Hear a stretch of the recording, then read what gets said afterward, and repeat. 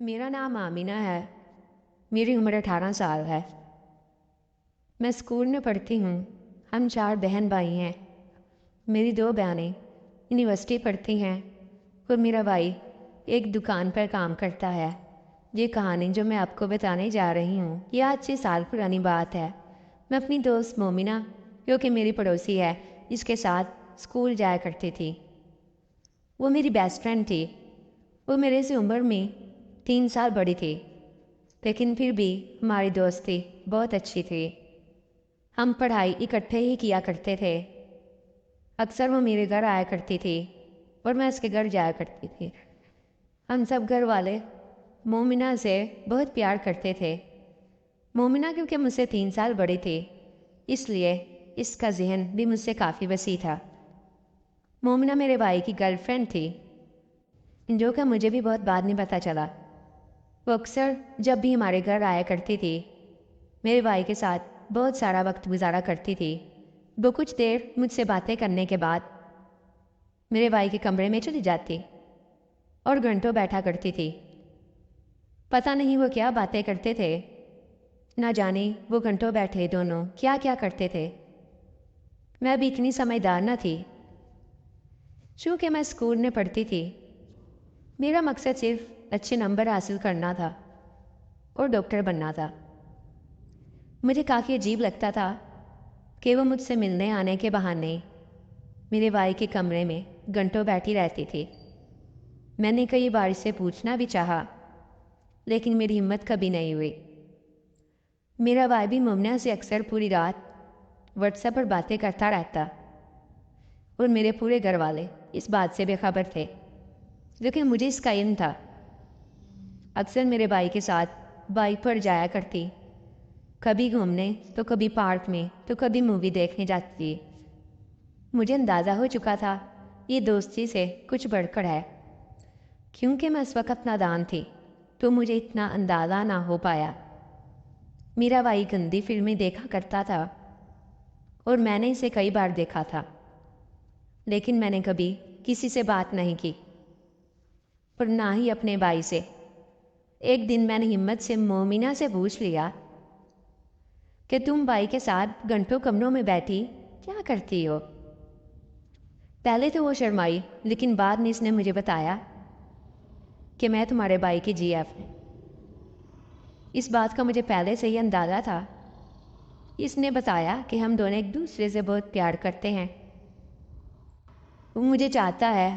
इसने मुझसे पूछा कि तुम्हारा कोई बॉयफ्रेंड नहीं है, तो मैंने नफ़ी में सर हिला दिया। मैं ये सुनकर काफ़ी परेशान हुई और हैरान भी थी। तो एक रात मैंने अपने भाई के मोबाइल पर मोमिना और भाई की सारी चैट पढ़ ली। इनके मैसेजेस देखकर मैं हैरान रह गई कि वो किस तरह से एक दूसरे को मैसेज करते और तस्वीरें भेजा करते थे। एक दूसरे को अपनी शर्मगाहों की तस्वीर भेजा करते थे और बातें किया करते थे कि इस बार मैं तुम्हें घोड़ी बनाऊंगा और तुम्हें अपने घोड़े की काफ़ी देर तक सवारी कराऊंगा। तुम चीखें मारोगी, लेकिन मेरा घोड़ा तुम पर ज़रा भी तरस नहीं खाएगा। मोमिना इसे अपने गोल मटोल मम्मा की तस्वीरें भेजा करती थी। मेरा भाई भी इसे अपनी शर्मगाह की तस्वीर भेजा करता और कहा करता था, कैसा है मेरा घोड़ा। अगले दिन मैंने मोमिना से पूछा कि तुम लोग ये कैसी तस्वीरें सेंड करते हो और ये घोड़ा, ये शर्मगाह, ये क्या चीज़ है, मुझे समझ नहीं आ रही। तो इसने मुझे बताया कि तुमने कभी जिस्मानी ताल्लुक़ नहीं रखा। मैंने कहा, मुझे इसके बारे में इतना मालूम नहीं है।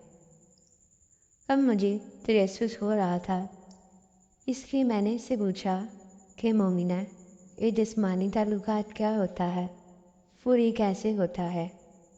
मैं तो नादान थी, लेकिन मोमिना सब कुछ जानती थी। बहरहाल वो मुस्कुराई और उसने मुझे बताया कि ये बहुत ही हसीन लम्हात होते हैं।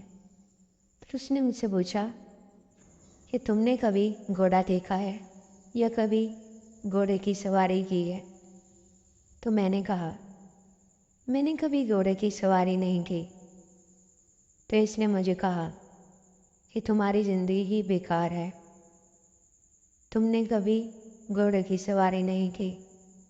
फिर इसने मुझे बताया कि तुम्हारे भाई का घोड़ा किस कदर लंबा है, किस कदर मुझे मज़ा आता है जब भी मैं तुम्हारे घर आती हूँ तो हम एक दूसरे के साथ खेलते हैं। तुम्हारा भाई मुझे घोड़ी बना देता है और घंटों मेरी लेता है, मेरे दूध पीता है, मुझे किस करता है, मुझे बहुत मज़ा आता है और हम दोनों ये बहुत इंजॉय करते हैं। अब मैं घर आ गई और मैं पूरी रात घोड़े के बारे में ही सोचती रही और सवारी के बारे में और उस लुत्फ़ के बारे में सोचती रही जो मोमिना ने मुझे बताया था। अभी कुछ टाइम ही हुआ था कि मेरी शर्मगाह गीली हो गई थी। अब मैं रोज़ जब भाई सो जाता तो इसके मोबाइल से मोमिना के मैसेज पढ़ती और अब मुझे मज़ा आने लगा। जब भी मोमिना मेरे भाई के घोड़े के बारे में बात करती तो मेरे अंदर एक अजीब सी कैफियत